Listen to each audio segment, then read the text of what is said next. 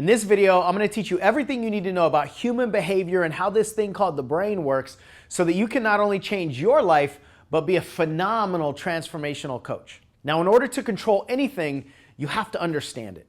So if you want to change human behavior, both for yourself and in the lives of your clients, you have to understand these foundational principles. You have to understand people. Specifically, you have to understand how the brain works because essentially it's the thing that regulates all of our behavior.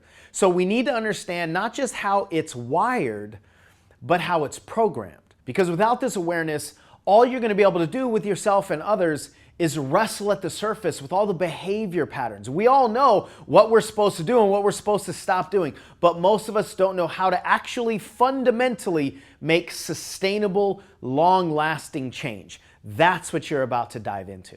Now understand, this is the entire first module of our whole certification course. So it isn't just some drive-by video with some tips and tricks. It's deep. One of our students actually said he got more out of this video than two $5,000 certification courses that he bought from some of the gurus out there. Now, I don't have anything bad to say about anybody else out there, any other courses. I just want you to know that this is deep. So if you're ready to increase your influence as a leader and your abilities as a coach, get into student mode, jump into the classroom, and I can't wait to hear how this lands for you. All right, welcome to call number one, module number one of the Breakthrough Coaching Certification Program. I have been anticipating this for a long time, and I can feel it in the soul that's barely being contained inside my body right now. How excited I am! I'm feeding off of a lot of your energy and a lot of the comments leading up to this. People that have taken the program before and they're taking it again, and people who heard about the program and they want to jump on this time, and people who just heard about it like 20 minutes ago and they want to jump in. And I can tell you that this is my life's work. And I say that because it brings the best out of me. And what I love about this community and about this content is that it attracts people who are geeks about personal development and about bettering human behavior, improving our habits, improving all areas of our lives, and more than that, helping other people do the same. That's why I love this group so much. No matter where you're from, here's what I know about you. You not only want to show up to consume this information for yourself, you want to learn some of these tools so that you can help other people as well, whether it's your kids, for those of you that are parents, your team members, if you have a business with contractors or team members, or if you want to start your own coaching business and you want to start attracting clients, or anybody that you just come in contact with, over the course of your journey on this planet. That's why I love you guys so much. There's this, what I call this flow through energy, where you want this information so you can help others. And I honor that and acknowledge all of you for who you are, because I've done so many programs over the course of my 11 years in direct sales. I'm sorry, direct sales, yes, but in personal development in general. And I've participated in a ton of programs, and there is an observable, tangible difference between people who show up with that flow through kind of energy that want to help others and people that show up with just wanting to help themselves. Now, there's nothing wrong with that. I'm not placing a values judgment on that or making that invalid or illegitimate or anything like that, but it's just different is all I can say. And this flow through kind of energy lights me up to no end. And that's why I love all of you. I love this content because this content has changed my life, right? I did not create most of this content. I did not create. I just have experienced it. Now, some of the content I did create, it doesn't matter that you know which, although I'll probably tell you if I think about it, but I love the content for what it does, not because I created it, not because, my ego is behind it, but because of what it does, because of what it's done for me, and because of what I've seen it do for countless other people. This is life-changing content. We're going to dive so deep into human psychology.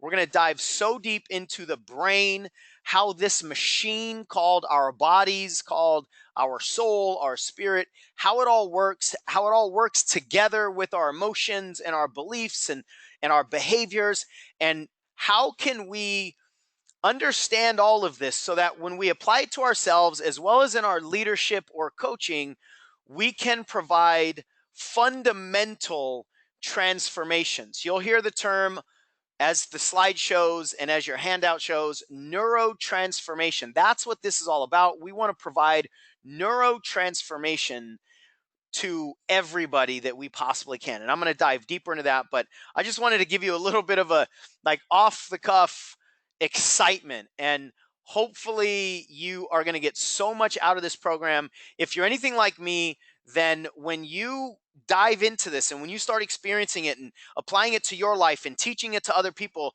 you're just going to be lit on fire, and you're going to want to teach everybody, and you're going to want to talk about this to everybody. And what I'm excited about is the community that you've just entered into. Right now, we've got a relatively small community, a little over 100 people, probably close to 150 people that have decided to jump into this. Now, I'm not saying, obviously there's not tons and tons and millions of people out there, but as far as my community, there's a relatively small group that are so engaged and so committed to this work. And I was talking with a friend of mine just a few days ago. The value of that kind of support system cannot have a price tag put on it. To know that you've got literally hundreds of people in this particular community going through this program, well over 100 people that are willing to help, that want to study, that want to coach, that want to be coached, is priceless. And so you really stepped into a community of like unlimited coaching and support.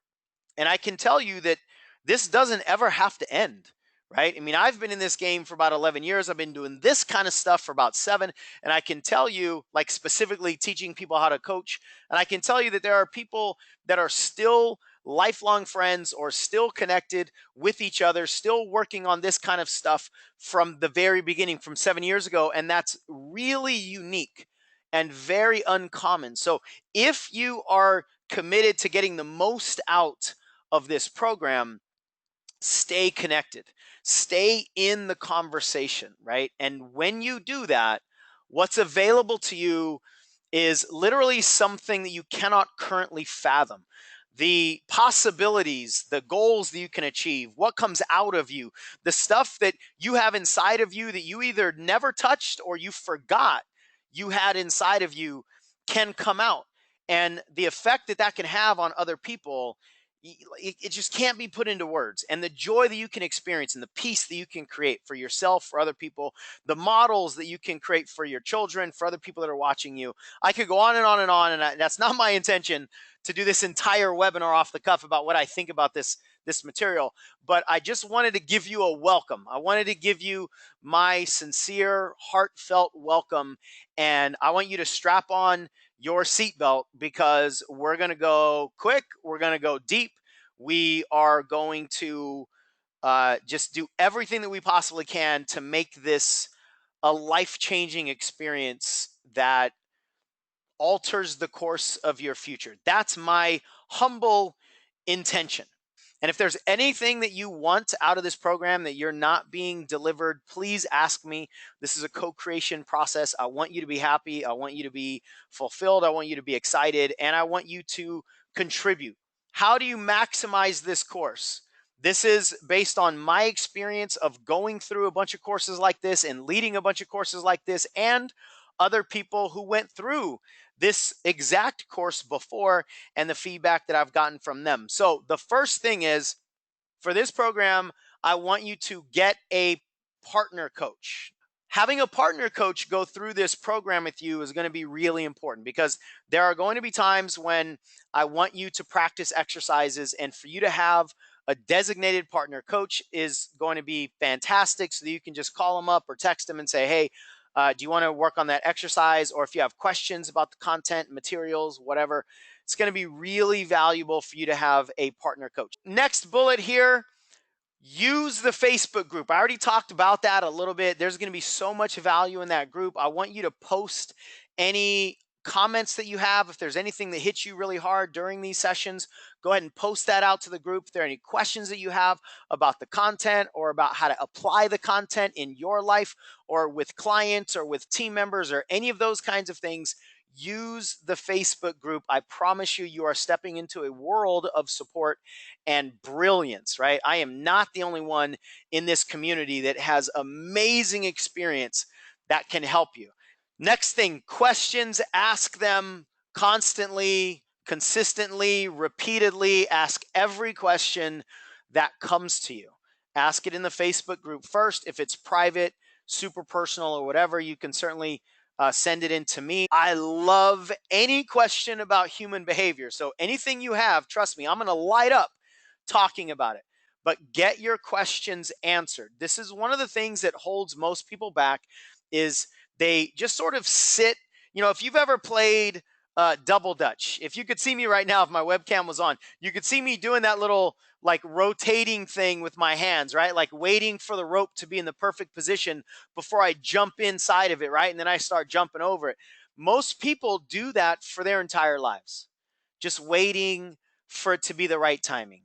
And while they're waiting for it to be the right timing, everything is passing them by. And the longer they wait, the more likely that they'll never decide the timing is right. And so most people spend the majority of their lives waiting to get ready.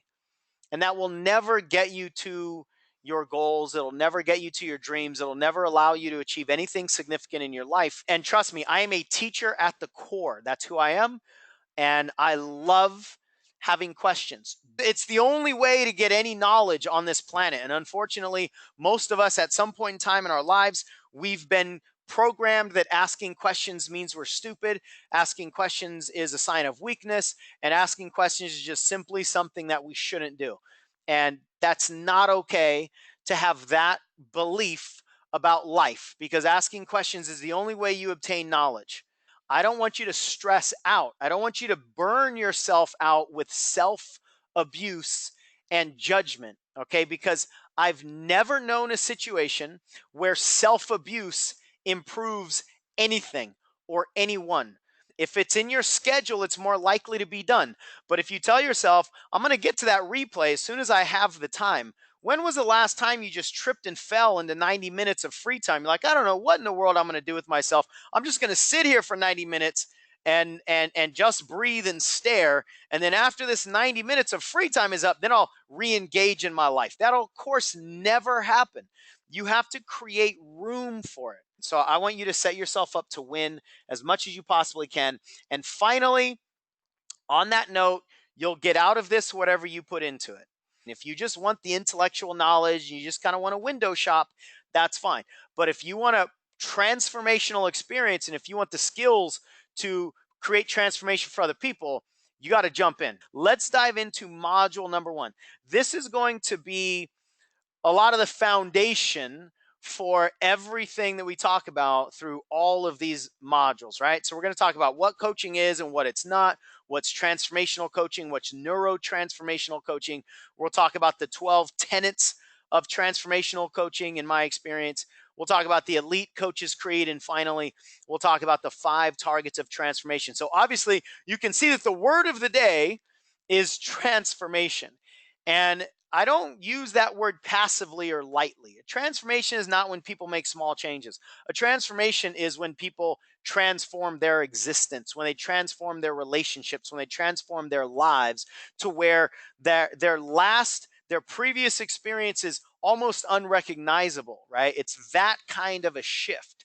I had that transformation in 2005, and that's why I've been lit up ever since to teach all of this kind of content, and I've witnessed tons of similar kinds of transformations. So that is what this program is all about. And one other thing that I want to say, in this program, I'm going to be sharing with you a lot of my experiences over 11 plus years as a life and business coach.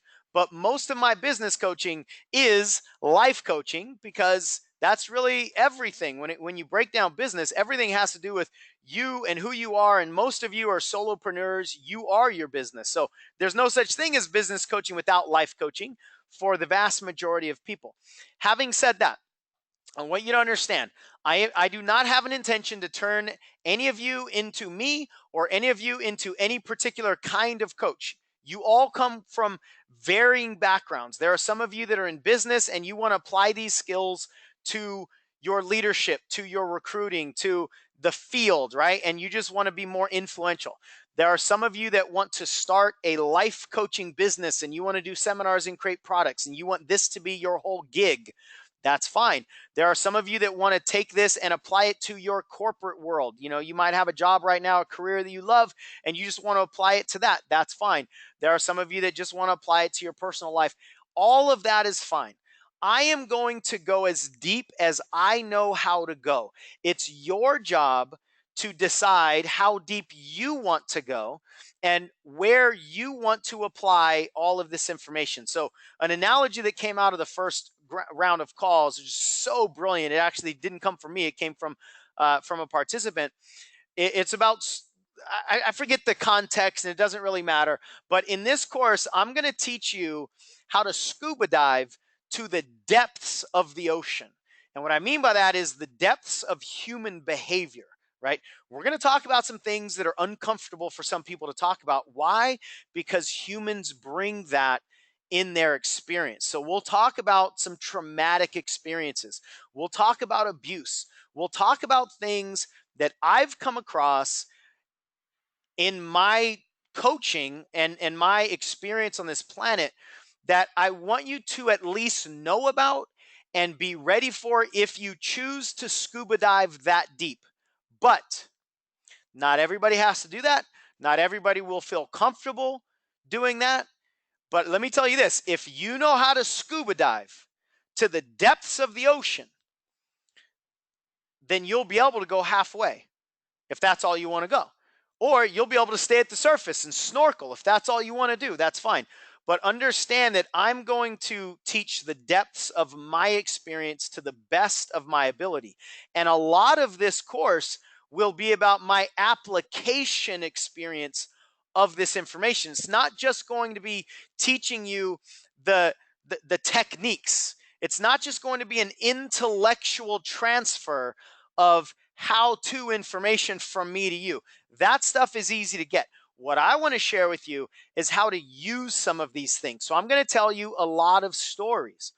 These stories that I'm going to tell are designed to help you know when to implement certain things. They're designed to help you lower your judgment of yourself. They're designed to help give you more confidence. They are all intentionally designed to benefit you in some way, shape, or form. I promise. I don't ever tell a story just to hear myself talk.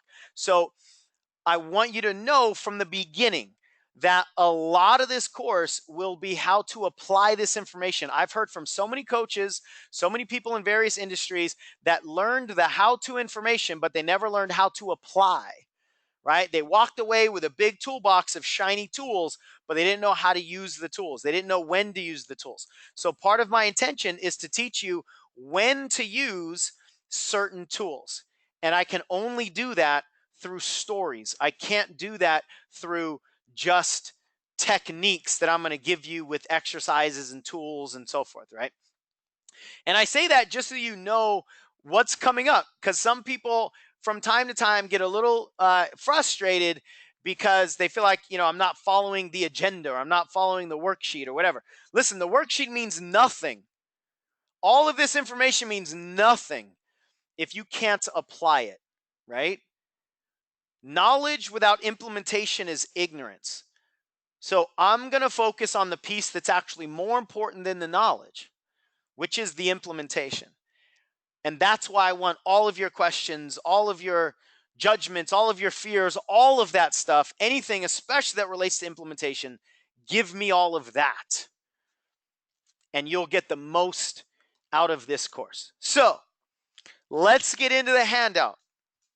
This might be record time that we are in the handout only about a half hour into the very first call, because the very first call always has all the welcomes and the housekeeping stuff and all that kind of good stuff. So we are already in the handout, and we're in page 3 of the handout. Now, who cares if page 1 is just the intro page and page 2 is the little table of contents, but page 3, we're jumping right to that right away. What I want you to think about is your answer to what is coaching. There's no wrong answer. I want you to share with me in the webinar. For those of you that are on live, I want you to type in what you think coaching is. Whether you think it's wrong or right, it doesn't matter. Part of human behavior and human processing is expressing whatever's on your mind and hearing yourself talk and typing things in, because there's more ownership with the information. So even if you think it's wrong, I want you to type in, what is coaching to you? If you had to define it or explain it in a short phrase, how would you explain what is coaching? And I'm going to go through some of these. I want you to hear some of them, and some of them is, I just want to kind of spark conversation and maybe even spark debate, right? One of the things that I love, by the way, is a good debate. As long as it doesn't get ugly, as long as it stays, above board in terms of decency, and there's no name calling and stuff like that, and I don't anticipate any of that happening in this group.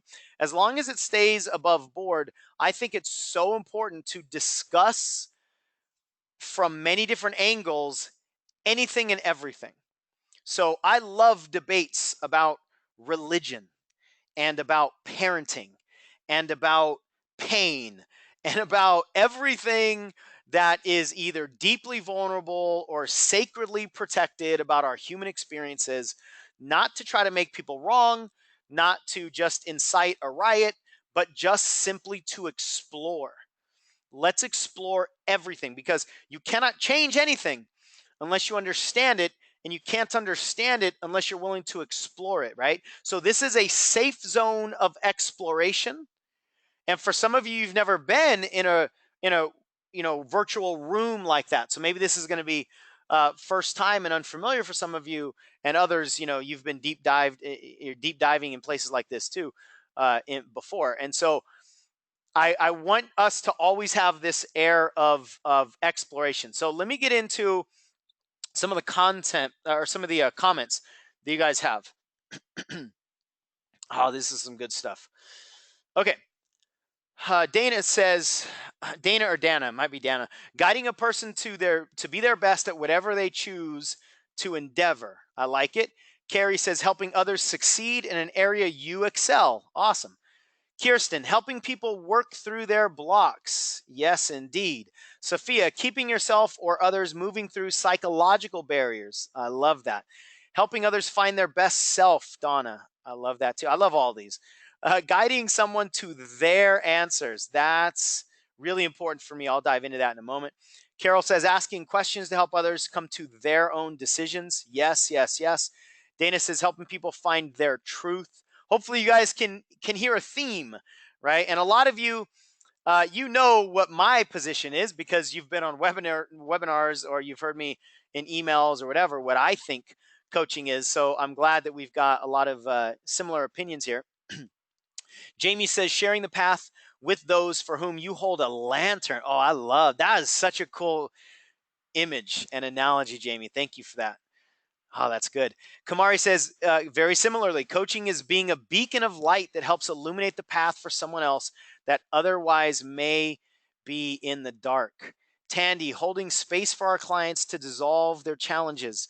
Cindy, encouraging others through helping them find what they want via leading questions. Yes. Aaron, help people realize their full potential and remove any blocks that stand in their way. Cool. I'm going to stop there. There's tons of comments in here. I'm not going to go through all of them. I think we would find a very similar theme to all of them. And I absolutely agree with everything that you all said. I'm going to give you my thoughts in a second. But before I do, I want to hear what you believe coaching is not. And maybe you draw from personal experience where you've experienced a coach that treated you a certain way that you didn't enjoy, or you've tried to coach people a certain way that didn't work out or whatever. But I want you to let me know what you believe coaching is not. So Tandy says lecturing them. Kirsten, telling people what to do. Aaron says the same thing. Telling people what to do and how to do it. Telling others what to do, says Cindy.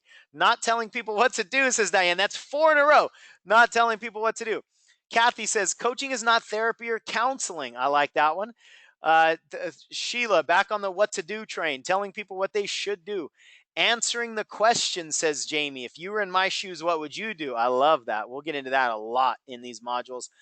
Cindy, demanding someone to see things the way you see them. I like that one. Margaret, telling the person the answer or what they should do or believe.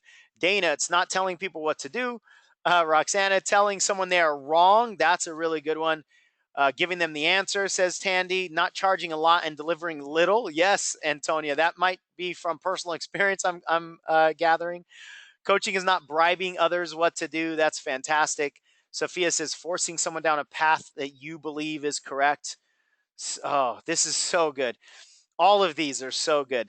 Donna says it's not telling other people what to do. It's not mentoring. It's not teaching. It's not consulting. And it's not counseling. And it's not therapy, says Kathy. Totally agree with all of those. Coaching is not expecting the way you personally deal with things to work for anyone else. Okay, 3 more here. Coaching is not telling people what to do. Yes, Willie. Coaching is not, oh, I just deleted one on accident. It's not judging. It's not persecuting. It's not imposing your truth on others. Fantastic. So again, everybody has a very similar take with different words and slightly different perspectives, but I agree with all of that stuff. So for me, what is coaching and what is coaching not? Coaching is guiding. Coaching is exploring. Coaching is what we call holding space for other people to find their own truth, as I think Dana said, to find their own answers, to illuminate what was previously in the dark. I think Jamie mentioned that, and somebody else alluded to that as well, maybe Kamari. Coaching is really about guidance and facilitating, right? When I was training to be a teacher, one of the things that I learned, and I just really loved it at the time, and I still believe it's true about coaching as well, is it's, there's a difference between being a sage on stage and being a guide on the side, right? A sage on stage is somebody that wants to be in the spotlight and tell, other people and show the world how smart they are and how brilliant they are. And they're usually looking for confirmation, but a lot of times they do it for the wrong reason, right? And coaching should never be that way. Coaching should be about being a guide on the side. You got to let your ego go, which is not easy, by the way. It's not easy to not answer questions. It's not easy to not jump in and tell people what you think they should do. Anytime that we answer other people's questions, we feel smart. And we are programmed to want to feel smart and not want to feel dumb. So when questions are posed, if we have an answer, we will have a it's like a biological obligation almost. It'll feel like it's an urge that is very difficult to avoid. It's a temptation to want to jump in and answer the question. That's not what you should do as a good coach. There will be times when you have to, because you got to help somebody, and for whatever reason, they're in a funk. They don't know, they've never been in this territory before or whatever, and you do have to do a little bit of answering. But for the most part, 95% of your coaching should be done with exploring, with advocating, with asking questions, with being the guide on the side rather than the sage from the stage. So that's what coaching is, in my opinion. And the good news is it's easier. It's so much easier to do that. Oh my goodness. When I learned some of the things, wait till we get into the tenets here in a moment. When I learned some of these things about what really good coaching is, I can remember the shift that I had in my body. And it was like, hallelujah. It's actually easier to be better. Wow. It's actually easier to be better as a coach. So the most effective coaching is actually easier than what a lot of people will do just because it feels right. or they just fall, they fall to the temptations of answering all the questions like we were talking about before. So what coaching is, if I had to boil it down into one word, it would be curiosity. How can you approach this person's life, their situation, the questions that they have, whatever the challenge is, the struggles? How can you approach it with curiosity? And the good news is, curiosity is something that's available to all of us. I don't have to teach you how to be curious. You already have that. It's innate, it's in all of us, it comes pre programmed, right? It's just that most of us have been taught that it's not okay to ask curious questions, that it might be rude, that you're not supposed, that certain things are inappropriate, right? Well, one of the things that a lot of you will be excited about is you're going to be, not only is it okay to re-engage that little childlike curiosity, it's going to be a requirement. So a lot of you are going to experience that you used to shut yourself down when it comes to asking questions that are on the edge of decency sometimes, or questions that are on the edge of appropriateness, right? And of course, I'm not talking about getting into people's personal lives, and I'm not talking about the connotation of decency and appropriate as what some of you might think. But what I'm talking about is exploring things where other people might not want to explore, or questions where you might not know the answer and you might be afraid that they might not know the answer. That's where we have to live in coaching. We have to be on that edge of uncharted territory. And that edge of uncharted territory will bring with it some anxiety for you, some uneasiness, some judgments, some questions, some doubts. All of that is perfect. If you are not questioning yourself, if you're not questioning whether you should ask this particular question or not, if you're not doubting whether this is going to work, if you're not experiencing a lot of those negativities, then you're not coaching good enough. All right? If you're not experiencing all of that negativity, then you're not coaching well enough. You're not advocating strong enough for other people. It's natural. And just because it might feel uncomfortable to you and you might be questioning, is this okay? Now, of course, there will be times when the answer is going to be no, it's not okay. But not often, right? Not often. More often than not, if you have an intuitive hit that says, should I ask this question? That intuitive hit, I believe you should just pretend that intuitive hit was put into your being by the client. The client said, here's a question that I'm afraid to ask myself. I know it has to be asked, but I'm afraid to ask myself. I've been afraid to ask myself for years and years and years. But if you care enough about me and my transformation, you'll ask it. So go ahead. Let me put it in your psyche. I want you to pretend that every intuitive hit you get was put there by the client, because that'll change the way you perceive your intuitions. And more often than not, whatever you intuitively think you should ask or say is going to be right. So and you'll get much more of what I think coaching is as we go through a lot of the modules, but that's the foundation of coaching. And some of the things that I want you to remind yourself of, and some of the judgments that I want you to let go of, right? This coaching journey is a beautiful, painful, scary, anxiety riddled, sacred path to walk down, because it'll bring you face to face with all kinds of stuff that you might not want to touch. And that's fantastic. That's why it's sacred. And so I honor you and applaud all of you for wanting to take this, no matter how you're going to apply this in your business, in your direct sales, as a coaching business specifically, however you're going to apply that. I want you to know you are taking a painfully sacred journey. And it's beautiful if you're willing to do it, right? And you've got a community of incredible support. So without going too deep, I'm just going to pretty much echo what everybody else said of what coaching is not. Coaching is not ego. It's not just trying to pull money out of people or getting people to do what you want them to do. It's not commanding people what to do. It's not giving your solutions to their problems. It's none of that stuff. It's really about being that guide on the side. Now, what is transformational coaching? Because that's what I'm interested in. I'm not just interested in coaching people to make small shifts. Not that that's okay, that's not okay. That's totally okay. I don't have any judgment around that. But I want to make transformational shifts because that's what I experienced in 2005. And for any of you that don't know my story, I'll tell you the very fast version. In 2005, I was at a business seminar. The lady asked us to do a goals exercise where we wanted to write down what we wanted in our life 90 days or 6 months, no, 90 days from now. And I wrote down these goals and I immediately started crying. I had a lump in my throat so big that I literally could not talk because I came face to face with my fears of what my value is and what I can accomplish in the world, really.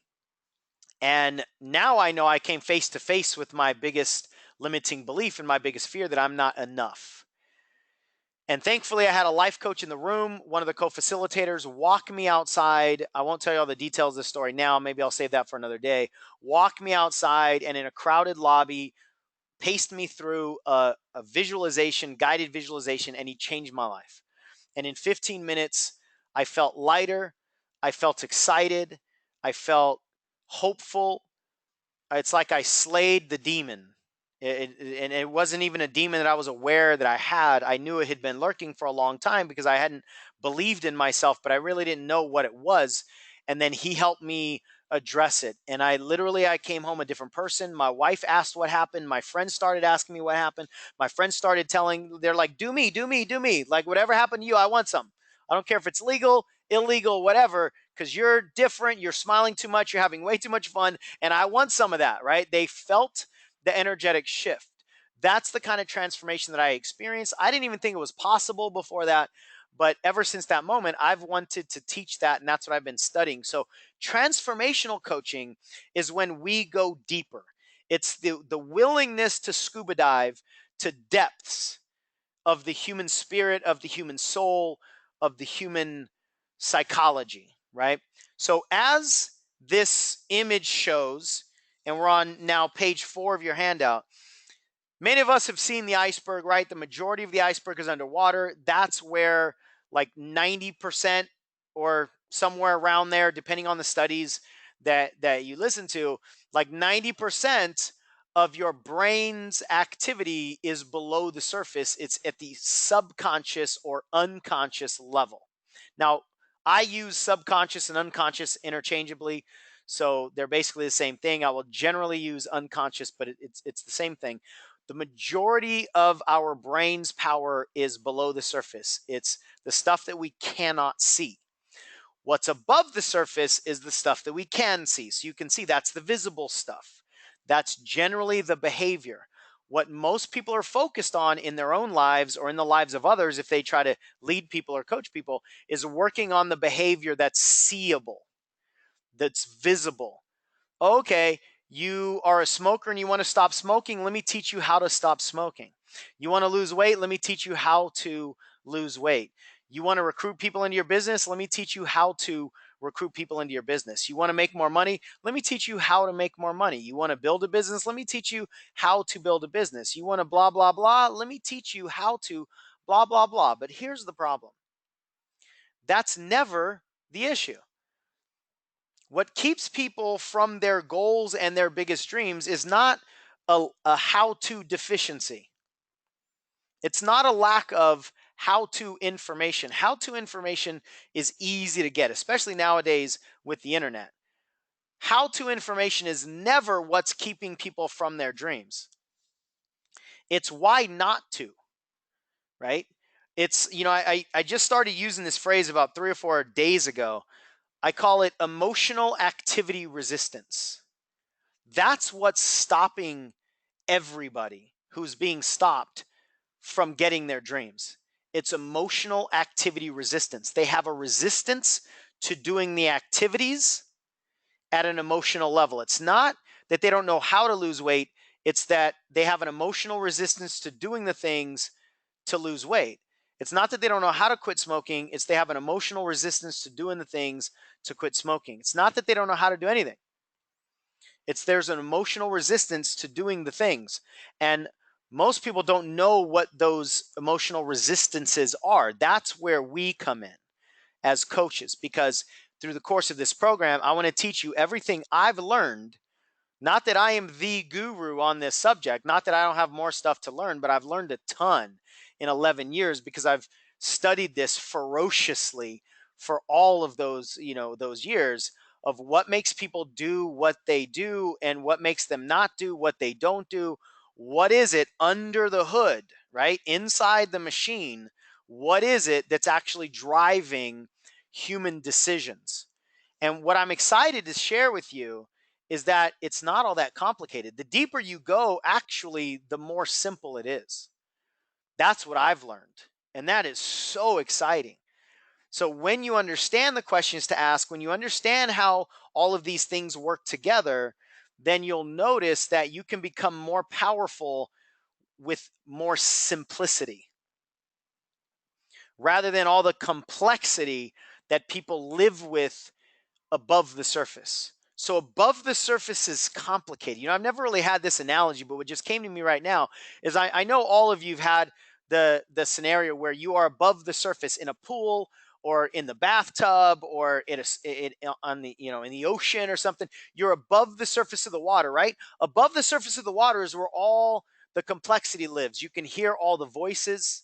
You can see all of the sights. There's all kinds of distractions. The water is moving up and down. It's splashing against your face. That's where all of the complexion lives. Well, you hold your breath and you go down deep.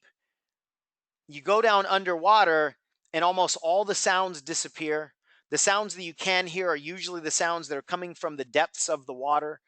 And if you do hear them, they've got a different resonance to them.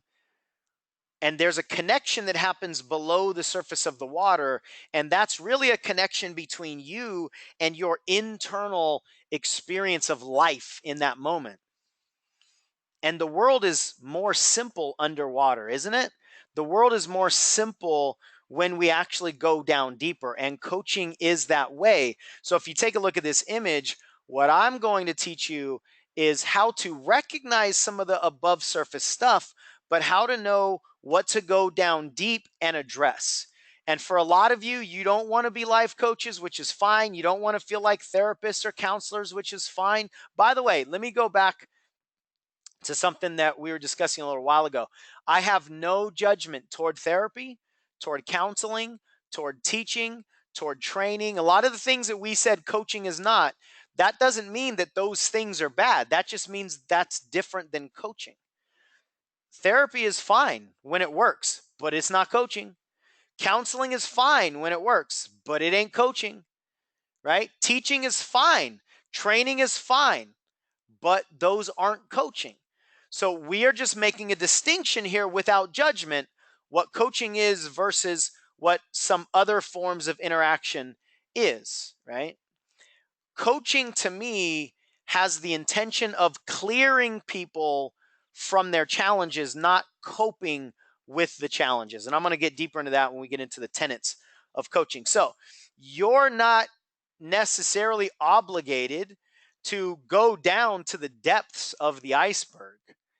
Some of you are just going to be able to ask a single question when people come up against their beliefs or come up against their blocks and their fears. Some of you, in the course of doing your normal business, are going to be able to ask a single question and fundamentally change somebody's perspective. You're going to ask them a question they've never been asked before, they've never considered before. You're going to ask a question that might be intentionally confusing, and just considering the question might cause them to have to put down the way they've been holding on to this problem for decades. And just asking a single question in a single way, you might alter somebody's future. And then some of you are going to want to go, oh, you have this problem? Let's do a 2-hour deep dive coaching session on it. Let me, get clarity on all of this stuff that's happened to you in your life. And let's bring up all kinds of memories and let's go into your childhood. And some of you are going to love that stuff. I personally love that stuff, but you don't have to. Okay. So again, if you understand how to scuba dive, you can continue to snorkel if that's all you want to do. But what I'm going to teach you is all of this below the surface stuff. So transformational coaching is understanding what's happening below the water. And it's not just these 5 things in this image, but those are 5 of the major things that you'll hear about: perceptions, attitudes, values, beliefs, drivers. There's many more. We'll get into them throughout the course of this program. Now, neurotransformational coaching is something that I coined a few months ago. And it's because what I want to provide in the world is, as I was talking about earlier, the same kind of neurological shift that I've experienced, right? Now, my journey in the coaching industry was I got certified after that event that I told you about. When I had a personal transformation, I went and got certified in a modality called neuro-linguistic programming. And some of you are familiar with that, and if you're not, don't worry about it. But it's a lot of the foundation of this course. A lot of the materials that I teach are directly from neuro-linguistic programming. But what I've learned ever since then is more than that, right? So I don't only teach inside of the NLP box. I got certified in that, but then I spent a lot of time in other trainers' rooms that don't necessarily teach or live inside of neurolinguistic programming. I spent the majority of my time with Jack Canfield growing up, and he is my mentor in this industry. I've been in countless rooms with countless hours of, countless people watching what he does, watching the way that other people interact. And I started to do a lot of my own events early on in my career. And so a lot of my coaching, I would like to say, just evolved beyond just the confines of a single modality, right? So it's not just neurolinguistic programming. It's not just psychotherapy. It's not just anything. It's a combination of all of these things, right? So this is my umbrella term called neurotransformational coaching, and it means I want people to transform at a neurological level. Because when you make true transformational shifts, the kind that I'm talking about, you will feel it in your neurology. You will feel it in your soul. You will feel it in your bones. Fears that you used to have won't be there anymore. Peace that you never thought was possible will be there now, right? So you're going to be able to feel in your body, in your neurology, transformation. That's what neurotransformational coaching is all about for me. And as I said earlier, I want to teach you all of the application of this modality, not just the intellect, like I'm giving a lecture. Somebody said coaching is not just lecturing, like I'm just giving a lecture and just pacing you through this manual, okay? So that's the basis of what I do. Part of the essence of neurological programming, which I absolutely love, is the idea that the map is not the territory. And what that means is basically you are deciding what your life looks like and feels like. You are deciding the experiences of your life.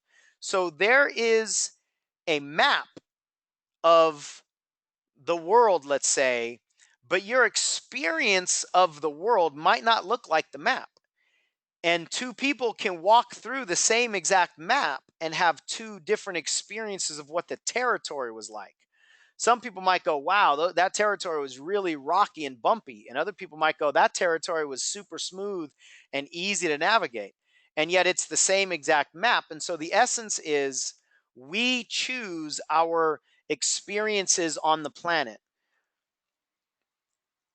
And that's the core philosophy of neurolinguistic programming, the core philosophy of really good coaching, I believe. We're going to get into something called the internal representation. So how do we create those experiences of the planet? And at a base level, we do it through our 5 senses. Visual is what we see. Auditory is what we hear. Internal and kinesthetic is what we feel. Sometimes that's a physical feeling sensation, or sometimes that's an internal feeling sensation, like intuition and stuff. Olfactory is what we smell, and gustatory is what we taste. Now, we will generally stay in the first three realms inside coaching. I don't usually do a whole lot with people's sense of smell or sense of taste, although it comes up every now and then. But mostly we're going to be looking at what are people seeing? What are they imagining internally? What are they hearing? What are they saying to themselves? And what are they feeling internally and externally, right? So let's get into some of these tenets of transformational coaching. And this stuff I get so excited about because this is the foundation of everything, right? It's like you need a solid foundation to build a house, and you need a solid philosophical foundation to be a good coach. So over the course of my career, I've come up with 12 what I call tenets of transformational coaching. These are like the pillars that you've got to stand upon. They're in no order. None of these are necessarily more important than the others. But the first one on the list is that coaching is all about forward momentum. And one of the things I love to say, and I'll remind you of this throughout the course of our interaction together, never poo-poo progress. Never poo-poo progress with yourself or with a client. Any progress is good.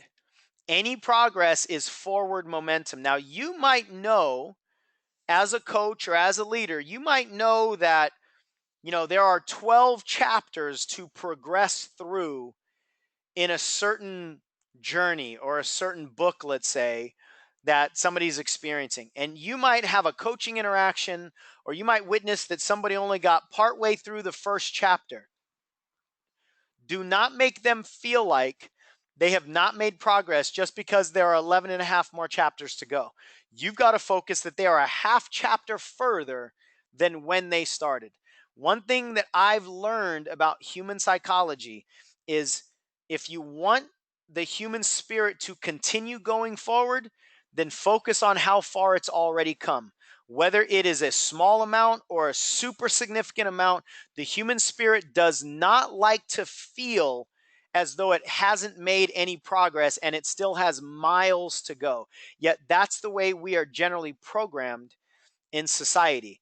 We always focus on deficiencies instead of focusing on progress. So as a coach, you have to, especially based on what I just said, because most people are not getting it anywhere else, we have to help people focus on progress. You've done a good job. I was just on the phone with a client today, and she was experiencing, I was teaching her how to do the total truth letter, which is something that we'll get into, I believe, in the next module. And she was hiccuping, right? Like she was just reaching these blocks, and she was judging herself, and she was thinking she was doing it wrong. And I spent a good majority of our coaching call today telling her that she's made progress, telling her that what she's experiencing is not only okay, it's common and it's positive, right? And it was very calming for her to hear that what she's doing is actually forward momentum, because that's not the story that she was telling herself. So a lot of times that's what we will be as a coach, as an advocate for them to realize they're doing a good job. One of the messages that most of us don't hear enough is that one right there. I don't think I've ever focused on this before. It just hit me right now harder than it's ever hit me. Most of us want to know you're doing a good job. You're doing good. Some version of that. We want to know that. We want to know that from our parents. We want to know that from our mentors. We want to know that from our teachers. But ultimately, we want to know that from ourselves. You're doing a good job. So a lot of times we have to provide that message for our clients and never, ever, ever poo-poo progress. If we've made progress, let's celebrate it. Right. Carrie says most of us never hear that. So true. Most of us never hear that. Second one, keep people at choice. One of the core philosophies in this kind of coaching, and for me in particular, is that you have to have 100% responsibility about everything in your life. Choice is not the same as blame. Choice is about responsibility, which means the ability to respond. Choice is about making people feel empowered. even in difficult situations, you can still stay empowered knowing that you have a choice. One of the worst things for the human psychology and specifically the unconscious mind to feel is like it has no choice. Because if you don't have a choice, then you're a victim. And none of us likes to feel like a victim. So what we got to do as coaches is always keep people at choice. If we see that they are blaming others, we got to jump in and stop them and help them assume responsibility again. Now, that doesn't mean blame, but assume responsibility. Okay, these are the cards you've been dealt. How can we play this hand? That's responsibility in a healthy way. It's not beating people across the knuckles with the ruler. You're bad because look at the hand that you've been dealt. It's none of that kind of disempowering or enabling conversation, but it's always responsibility. And obviously, you've got to adopt these principles yourself also. And there's never a situation where you don't have at least two choices, ever. And most of the time, you have many, many choices. But a lot of people don't notice the choices that they have because they believe they don't have a choice.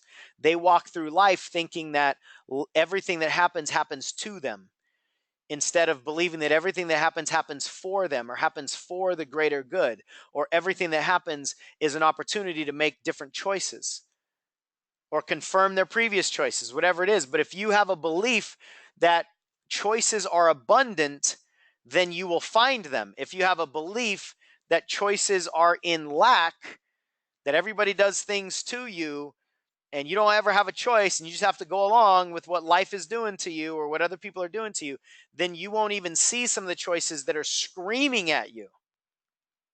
So we have to keep people, and we have to keep ourselves at choice and in 100% responsibility.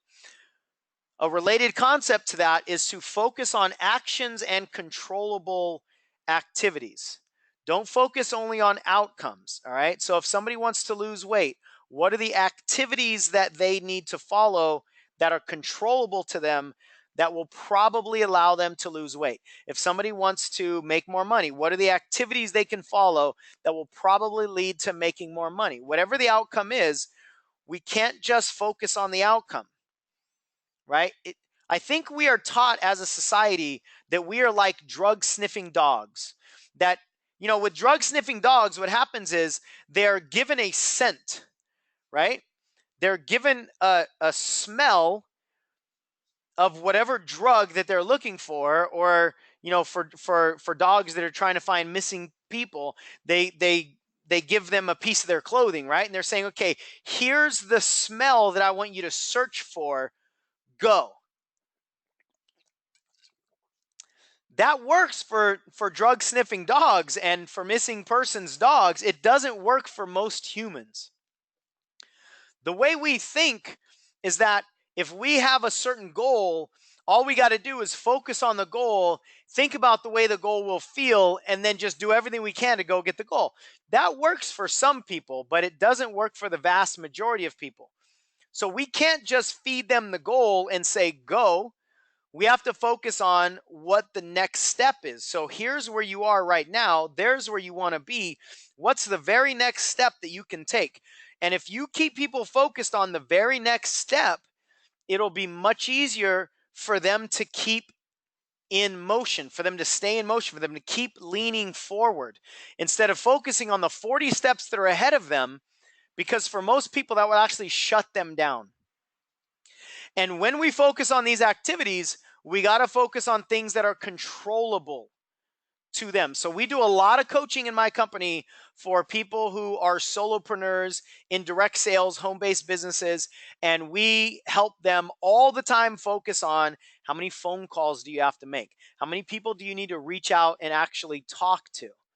Right? What are the outreach activities? If you're trying to build a coaching business, what are the things you can do? How many people can you outreach? How many emails can you send to certain people? How many phone calls can you make to reach out to people?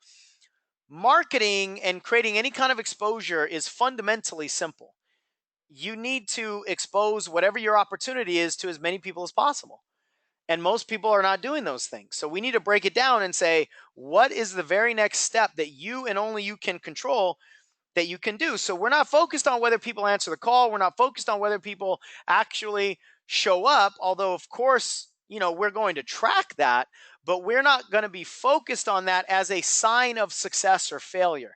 In other words, if you reach out to people and they don't respond, that does not mean you failed.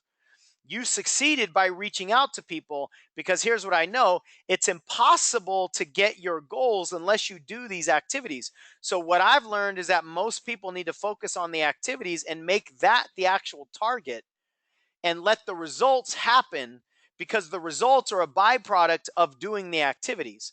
So as a coach, we want to help people focus on doing the activities. Now, you might have a client or you might have a team member once in a blue moon show up that doesn't need that. They operate more like the drug sniffing dogs, and all they need to do is have a clear target and they're just going to go. I don't have anything negative to say about those people. It's just that they are uncommon. You won't find them very often.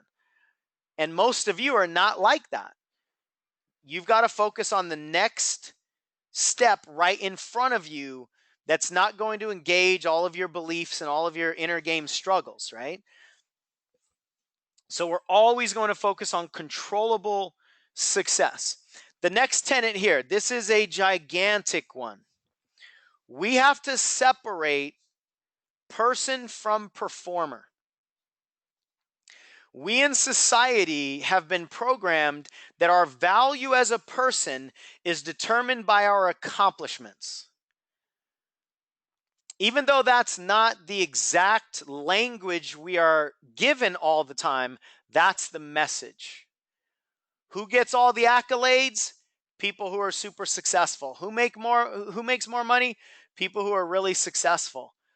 Who are the mentors or the celebrities? People who have the biggest accomplishments, people who look staggeringly beautiful, right? We are taught in society that our accomplishments will determine our value. They will determine whether people are interested in us. They will determine whether people want us. And that is a very, very unhealthy connection.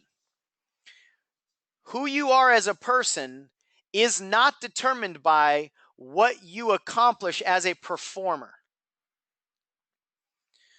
Your performance does not determine your self-worth. Even though most of us, whether you're aware of it or not, thinks it does. And here's how you'll know if you think it does. If you think about reaching out to people, but you're afraid because they might say no, or if you think about going for a certain goal, but you're afraid because you might fail, if you think about the negative emotional consequences of not achieving something, then you have this connection. And by the way, I have it. I'm not saying that I've solved all these things. My hand is raised right now, like literally it's raised right now, saying that this is still something that I know about myself, right? I've worked tremendously on it, but I still got it. It's tough not to, because this is society's programming.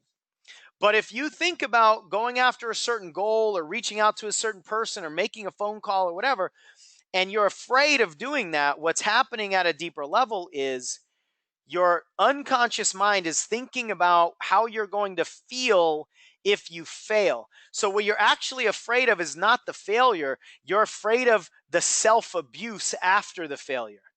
You're afraid of what you're going to feel like when you don't achieve what it is that you want to achieve, but you have to understand that how you feel is completely 100% caused by you and what you say to yourself. So what you're actually afraid of is the feeling. You're not afraid of the rejection. You're afraid of the feeling. And the only reason you would beat yourself up after a certain result is if you are holding on to some connection to or some belief that it's shameful to fail. That's where the self-abuse comes from. Some form of shame. Shame on you. You should have done this. You shouldn't have done that. If you were better as a human being, you wouldn't have failed like that. Even though that might not be the exact language that we use, that is the exact message that we are sending to ourselves. And what that's telling us is we are not okay as a person if we fail. If this is landing with any of you personally, because you can recognize this, then on the webinar here, if you're on live with us on the webinar, then type this in. Just type in, this is me, or this resonates with me. Just let me know. And I want you to claim that as true for you. Now, fortunately, we can work on shifting this to where it doesn't have the control on us. But because this is society's message for pretty much all of us, most people have a connection between their value as a person and their performance. But here's what I've learned. When your value as a person is not connected to your performance, you will perform better. When you remove the emotional risk of failure, you will remove the emotional resistance to effort. I've never put that together like that. I'm going to say that again because that's pretty simple and it's very profound. When you remove the emotional risk of failing, you will remove the emotional resistance to efforting, to trying. And the only way you're ever going to get anything is by trying, is by doing the activities, right? Remember, that's emotional activity resistance. So when you remove the emotional risk, then you remove the resistance. If asking somebody for something has no possibility of making you feel bad, then you won't be afraid to ask them. It's only when there's a possibility that you're going to feel bad based on whatever they say that you're going to be afraid of taking the action. So when you remove your emotional value, your self-worth from the table, when nobody else can touch your self-worth because you didn't offer it to them to take or add to, you can't be afraid anymore. Like you literally biologically cannot create fear of something that does not have a negative emotional risk associated to it. You cannot be afraid of two versions of the right answer. You can only be afraid if you've told yourself that there's a wrong answer here or there's a wrong outcome, and that's because of the emotional risk. So the way that we deal with this at a deeper level is removing the connection between person and performance. Now, ultimately, the person that we need unconditional love from and acceptance is ourself. So a lot of the work that we teach people how to do is mirror work. It's clearing some of their own limiting beliefs, clearing their relationship and healing their relationship with self. Because if you can be rock solid in your most important relationship, at least in the human realm, which is you with you, then everything else that happens outside of that becomes infinitely less powerful over you. So that's person versus performance. And again, with all these things, we're going to keep diving deeper and deeper as we go through a lot of these modules. The next one is implementation and measurement. What that means is when we focus on actions and controllable activities, we're going to place value on implementation. It's the same concept, or similar at least, to never poo-pooing progress and celebrating implementation. Even if the implementation doesn't provide the result that you wanted or that they wanted, you still tried. You've got to celebrate the effort if you want more effort. Whatever gets focused on is generally going to get repeated, or it's going to get more value. So if you focus on the failure, then that's where all of the attention is going to be given, and most people will try to avoid the feeling of failure. If you focus on celebrating the effort, whether the outcome was what you wanted it to be or not, you won because you efforted. You won because you implemented. But now, We're also never wanting to take our eyes off of the intended target, though. So we want to measure the result, the outcomes of the implementation. And if we're not getting what we want, well, then we need to change the implementation a little bit, right? If you're not getting what you want out of the oven, then you need to change the recipe. But you don't need to focus on it with the emotional attachment that I just spoke to. You don't need to focus on it with the desperation energy. You just change the recipe. It doesn't have to be any more emotionally complicated than that. Oh, I don't like the way the cake tastes that keeps coming out of the oven. Well, then I should change something in the recipe. Otherwise, I'm just going to keep getting the same tasting cake if you follow the same recipe over and over and over again. So just because we are going to focus a lot on the internal game does not mean that we ever want to take our focus off of the external tangible game. Our goal as coaches is to guide people toward the targets that they want. So we always have to use that as a measuring stick. It's just that whenever appropriate, we've got to go below the surface so that we can help them hit those targets, right? That's great coaching, in my opinion, knowing when and knowing how to dip below the surface or rise back up to the surface in order to achieve the common goal, which is to hit the target, whatever the target is. This next one is more of an energetic, almost like an affirmation for you. I want you to always focus during your coaching, during your leadership, during your interactions on presence and connection. I want you to be present with the person. I want you to listen to understand. I don't want you to listen to respond. Every time that you're formulating a response in your head, in that moment, you're not listening anymore, because the brain cannot listen and create at the exact same time. Now, you can go back and forth very rapidly because the brain is immensely powerful, but in that moment, you're not listening if you're using your focus to create something like a response, right? So we want to do more listening than responding. The more practice you get, the easier it will be for your creating to happen almost on its own, like autopilot, or you're going to be able to create very quickly your responses. But I don't want you to be doing that while people are talking as much as possible, right? And when you are present, a ton of the coaching work is being done. You're creating connection with them. You're connecting with their model of the world, something that we'll get into when we get into the Ignite formula. You're connecting with their authenticity. You're connecting with their humanity. You're connecting with their emotions. And that kind of connection is important for you to advocate later. So always, always, always check in and make sure that you are being present and you are connecting as much as possible. And a lot of coaching, I promise you, is intuitive. A lot of the most profound coaching you'll ever do will not be anything that I teach you in this course. It will come from an intuitive place, just a pure knowledge of how to deal with human people, right? Human people, how to deal with human beings if you're present with them. Here's the cool thing. We all have coaches inside of us.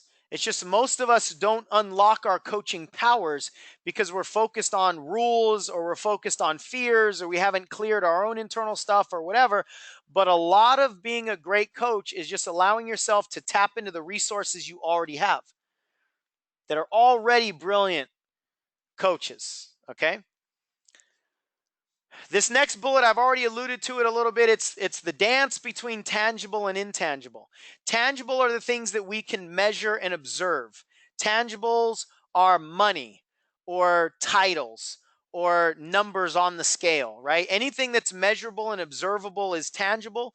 Most of society is focused on tangible successes or tangible failures.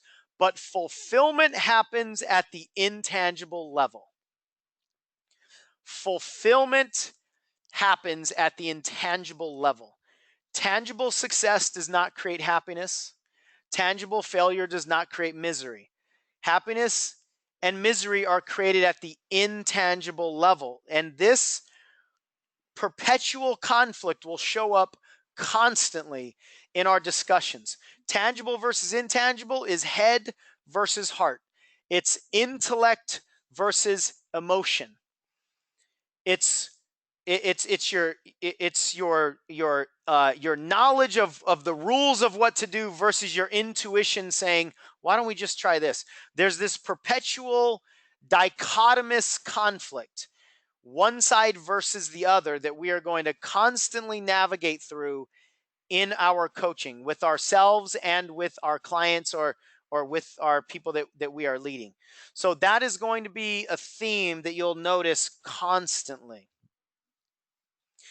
And all of the solutions are at the intangible level, right? All the courage, all the things that people actually want to experience are at the intangible level. Again, that's where the simplicity lies.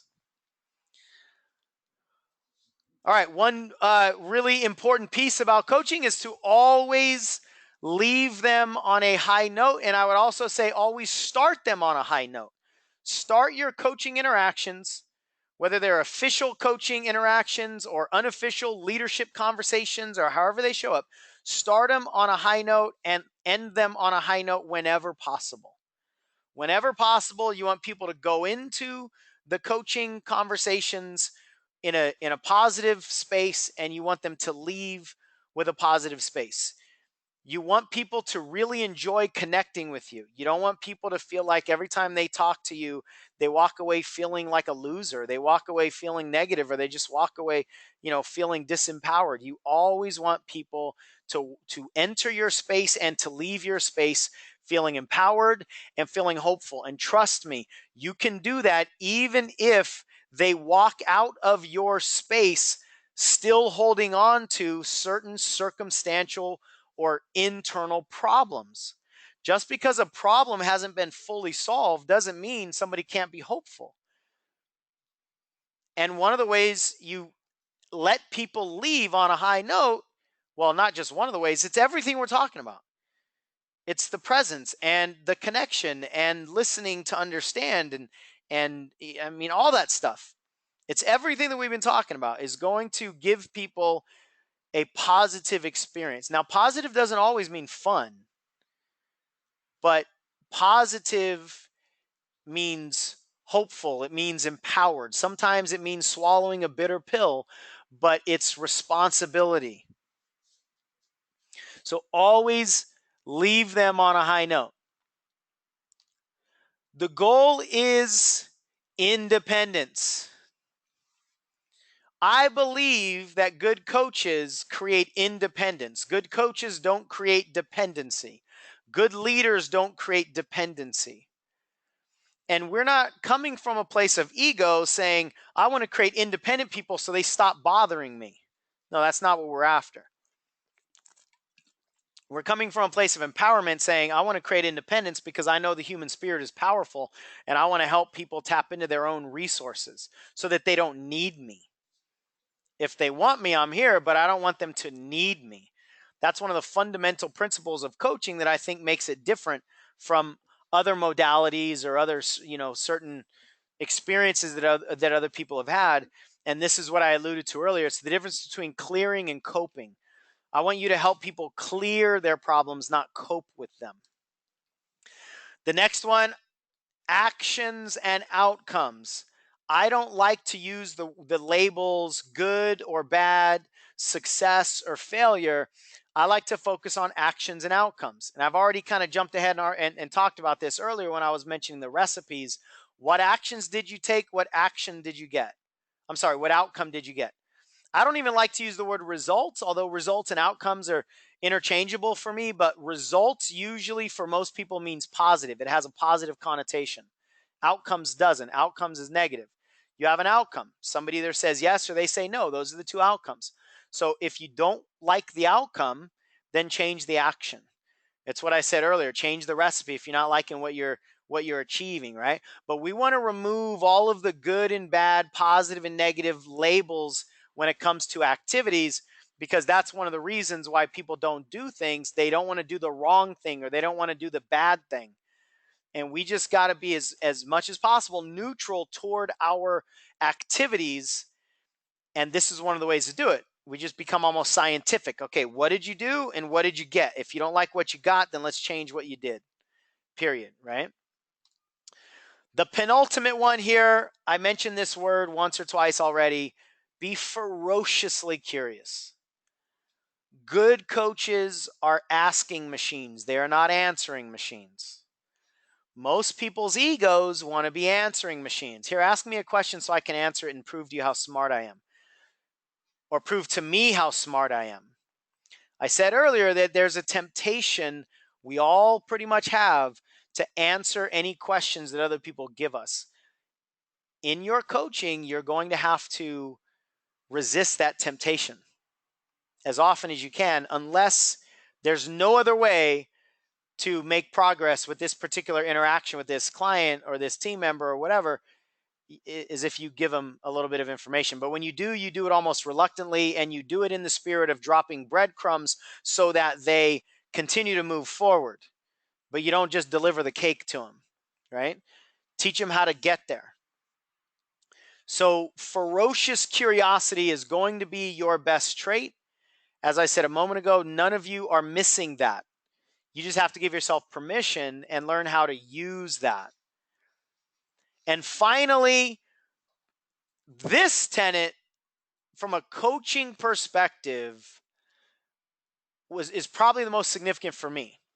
Because I used to be the guy that would always try to formulate my answers to people's problems when they gave them to me. I would always be in my head going, okay, I'm going to do this exercise, and then I'm going to do that exercise, and they're going to say this, and oh, it's going to be so good. This is when they're going to start crying. And as soon as they start crying, I'm going to do this. And then I was orchestrating the whole thing. And when I was orchestrating this whole thing, I wasn't paying attention anymore. And when I was orchestrating this whole thing, I was attaching expectations that was the right way for this person to experience whatever it is that I've just decided, like I'm playing God, they are supposed to experience. And never once did my orchestration play out the way I had it in my mind. Never once. And many of you have experienced this, right? Every time you try to orchestrate what the next scenes are supposed to look like, and you happen to have human beings in those scenes, it'll never work out. It usually takes the very first thing that somebody does or says to go off the script that you just created in your head, right? So it never worked out for me the way I wanted it to, but more importantly, I wasn't present and I wasn't connected in that moment until I got this, and it allowed me to drop that whole thing almost completely immediately.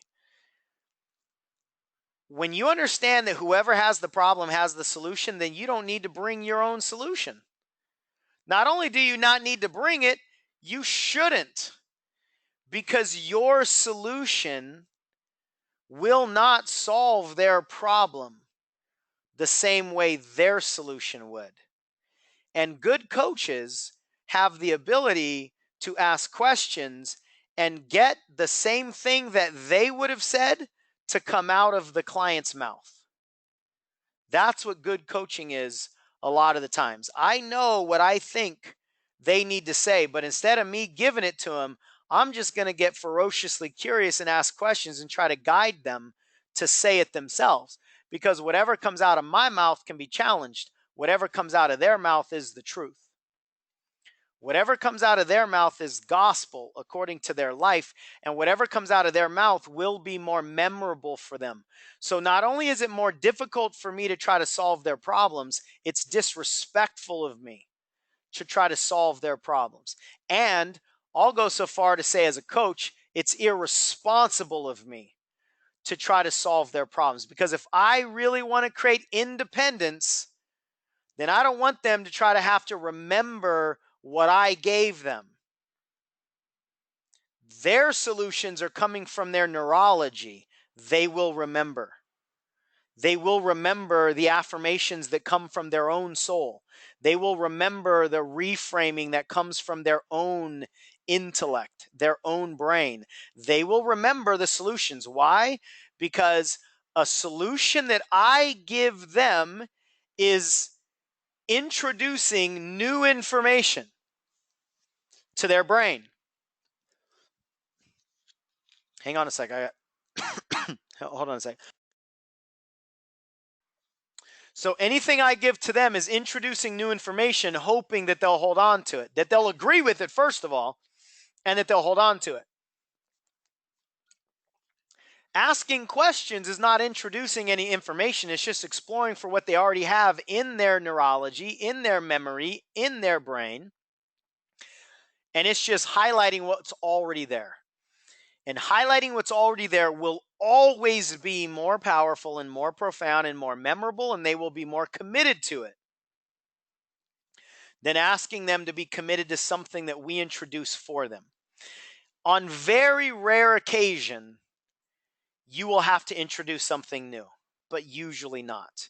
And I want you to reluctantly go there. Like, I want you to try all avenues first before you go, okay, I'm going to introduce something for you.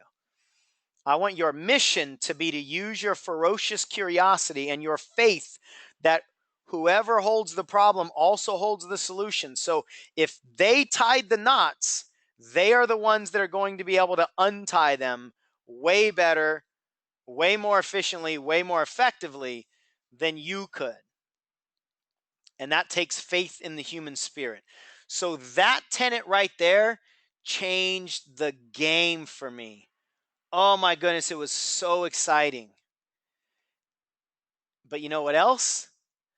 When I stopped expecting myself to solve other people's problems, my access to solutions became infinitely greater. Because it was like I was tapping into almost like a Wi-Fi network of wisdom that was beyond me. It was almost like I was tapping into their wisdom and the wisdom from their mentors and their resources and the wisdom of my mentors and my resources and my network of people. It wasn't just coming out of my ego brain in that moment. I was tapping into a source of much higher wisdom. And sometimes I'll tell you, the stuff that comes out of my mouth when I'm not pre-forming it is profound. And I'm not saying that with ego. I'm saying like because I'm hearing it for the first time too.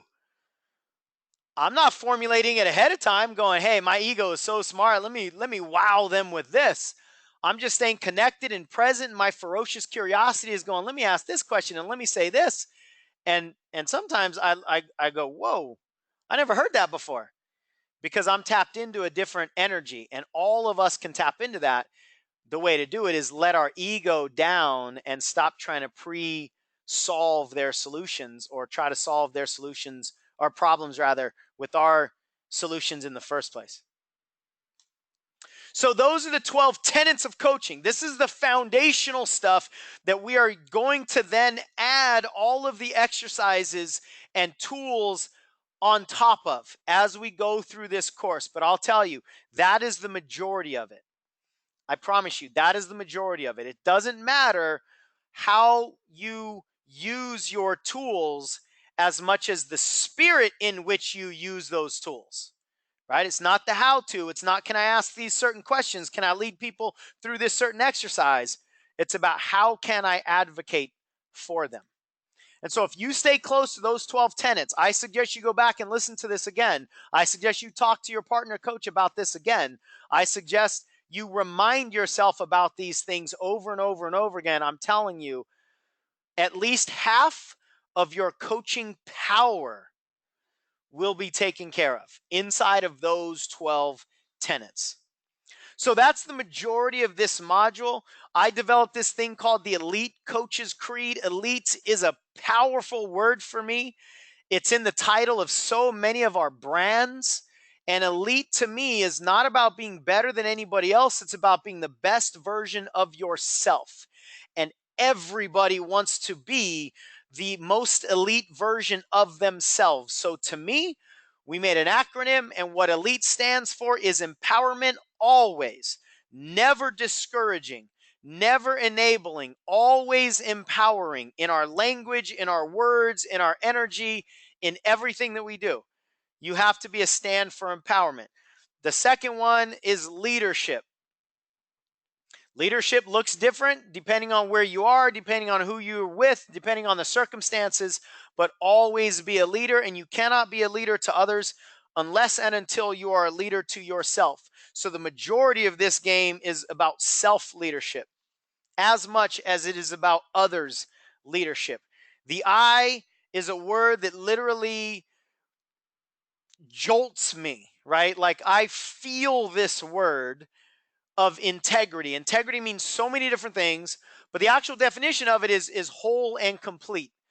So it's about maintaining integrity for other people. It's about believing in the integrity of the universe, in the integrity of the human spirit. It's about believing in the integrity of yourself. It's about holding true to your word. It's about doing the things that you say you're going to do simply because you said you were going to do them, not because you feel like doing them.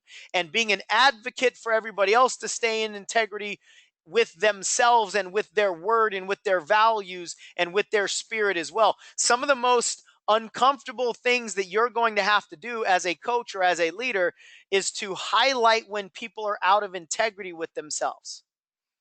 And you're not going to do it in a demeaning, disingenuous or discouraging way. You're going to do it with love, with integrity, with advocacy, and just shine a light. That, you know what, right now, I think in this area of your life, I'm just going to ask you. I'm not going to tell you. I'm just going to ask you, are you in integrity? And at least then you give them the ability to say no or yes. Either way, they're at choice, right? The T stands for truth. That can have all kinds of applications.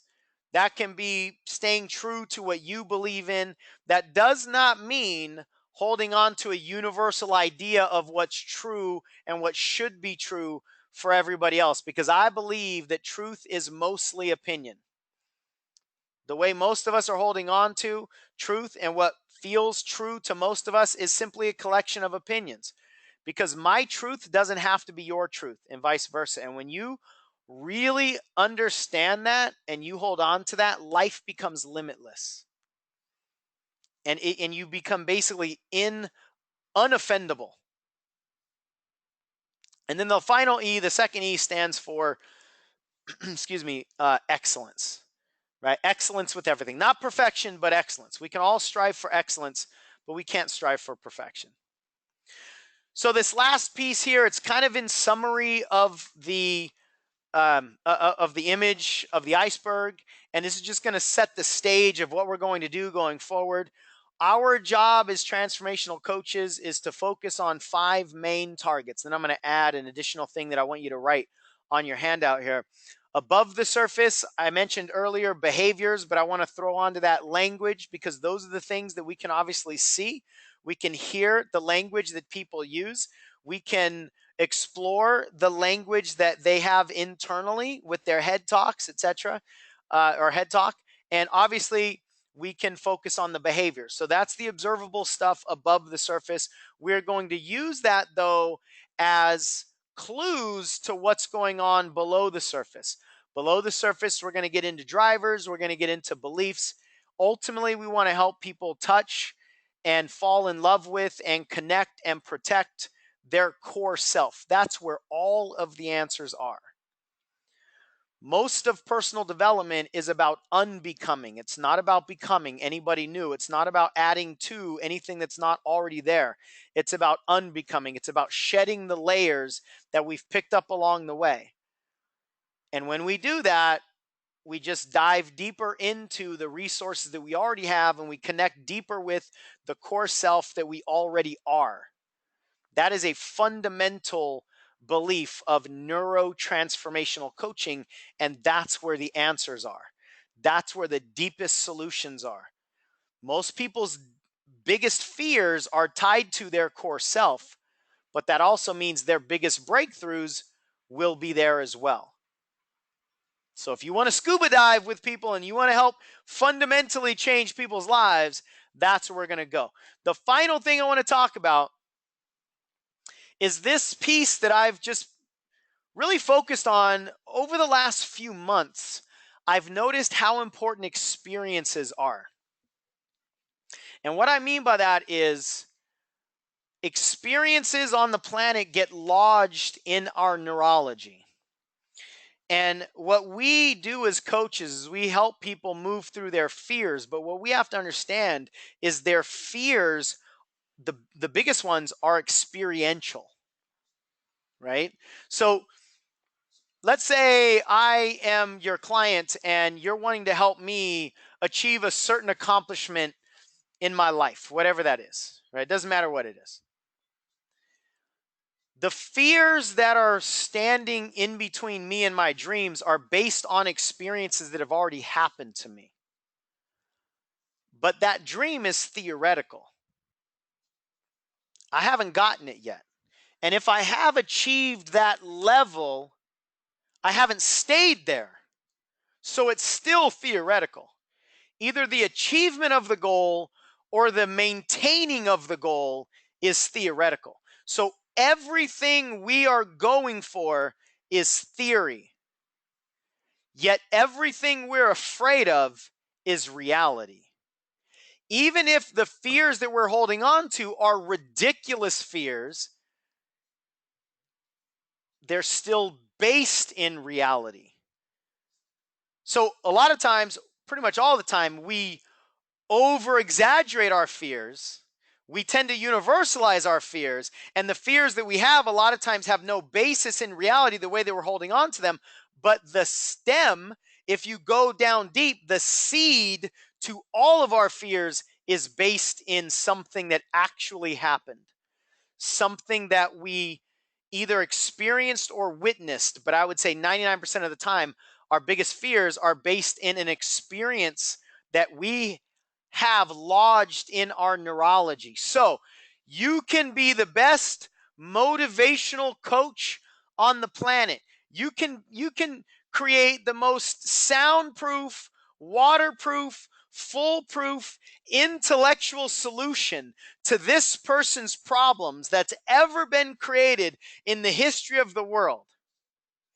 And still, experiences way more than theory. That's what we have to understand as coaches. That's why we got to be willing to get in there and play the experiential game. That's why a lot of the things that we do is helping people experience theory with neurological. I'm trying to not use the word experience, but it's the only thing that's coming to me. So we want people to have a neurological experience of their theoretical dreams. And I don't mean theoretical in terms they can't be done. I mean theoretical in terms of what I said earlier. They're based on theory. So we always have to navigate the experiential reality of the human journey and understand that experiences speak louder. Experiences weigh more. That's why all of us, myself included, we've all had a situation where we knew exactly what to do. We knew if we did it, we would succeed. And yet, for some reason, we just don't do it. It's because your experiential fears are overpowering your theoretical knowledge. That's why. That's head versus heart. Your head is winning the battle because your head yells while your heart whispers. That's what's happening. So we have to be aware of experiential truth for the human condition, both with ourselves and obviously with other people. So on your paper, this wasn't included, but you can see it in the slides. On your paper, I want you to write also experiences, and I want you to highlight it or circle it or underline it or write it in a different color, because we're always going to have to navigate that piece. So we talked a lot on this module about the foundational stuff. I promise you, some of the things that I already covered in this module are what you're going to have to remind yourself of when the anxiety kicks in, when the fears kick in, when the doubts kick in. You're going to have to remember, oh, oh yeah, I can't solve their problems anyway, so let me let that fear go of not being able to say the right thing. You can't say the right thing. You can't say the wrong thing. You can just be present and be a channel and be a guide on the side, because it's what comes out of their mouth anyway, right? So I promise you, some of these things that we talked about in this module will be the most transformational awarenesses and reminders for you in your coaching journey, leadership journey. Will we learn when it's okay to just give a quick answer because it is not a coaching session and just an information question? Yes. As much as I went on and on and on about coaching is not answering questions and you want to guide from the side as much as possible, it's not like you're not going to become this irritating person that will never answer a question. I don't want you to take it literally to that degree. So yes, there are times where we just answer the questions. There are times when you only have 60 seconds with somebody, so you're not going to get into this ferociously curious asking session. You're just going to answer the question and then maybe address it at a later conversation or whatever.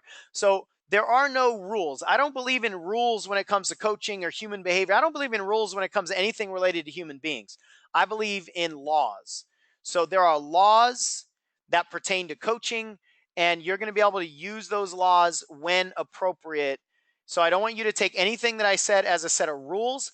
I want you to take everything that I said as a set of laws and then break them, or you never break the laws, because anytime that you choose to answer a question, you're still using one of those laws. You're just using it to answer a question instead of using it to ask a question, right? So you always want to do everything that you can based on your intentions and based on what you think is going to be better for this conversation, for the client, or whatever. And sometimes, yes, the answer is going to be just give them the answer, right? Because that's all they need right now. It's something simple. It is just an intellectual exchange, and that's fine. And just go with it. Somebody asked earlier, what is the tangible? Is the tangible the head or the tangible the heart? The tangible is aligned with the head. The head is concerned about tangible outcomes, tangible successes, tangible failures, tangible fears. All that stuff is the head's game. So with that, everyone, hopefully this first session was valuable to you. And if there's anything I can do to make your experience more valuable, more enjoyable in any way, then please let me know.